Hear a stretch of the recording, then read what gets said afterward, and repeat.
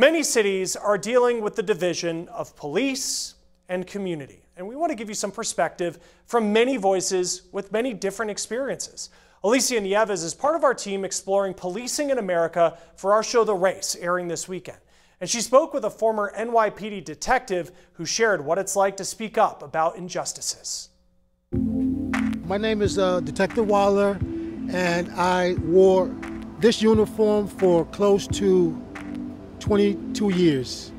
Derek Waller joined the New York Police Department in 1995. I loved being a police officer. He started out as a street cop, then undercover, and eventually retired in 2018 as a detective. I love helping with their problems, and I was fortunate enough to work in the communities of color, which I thought I could serve best.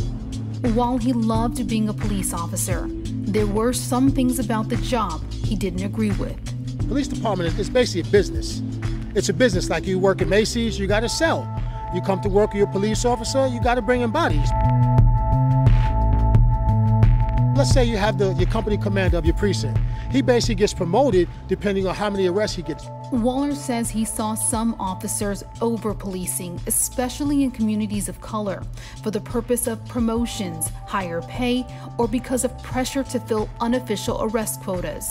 But there's so many amazing officers that just want to do right, but with that pressure on them, how can they?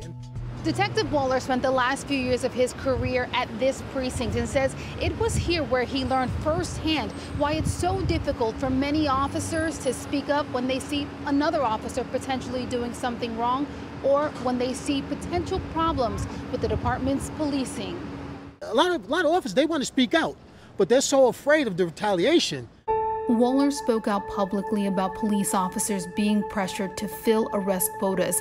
He went from being named Officer of the Month to being written up and ridiculed. I would come back after my days off and my locker would be flipped over. They put like big rat posters on your desk and all kind of stuff. Breaking through the often referred to blue wall of silence, he said made the last few years of his career tough.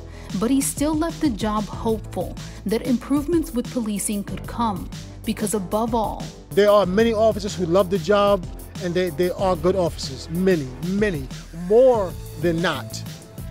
Right now, the definition of a good officer is the one who brings in those arrests. If we could change the definition, then maybe we can change the mentality of the actual police department. His definition, a good officer is one who is respected, but not feared in their community. I'm Alicia Nieves reporting.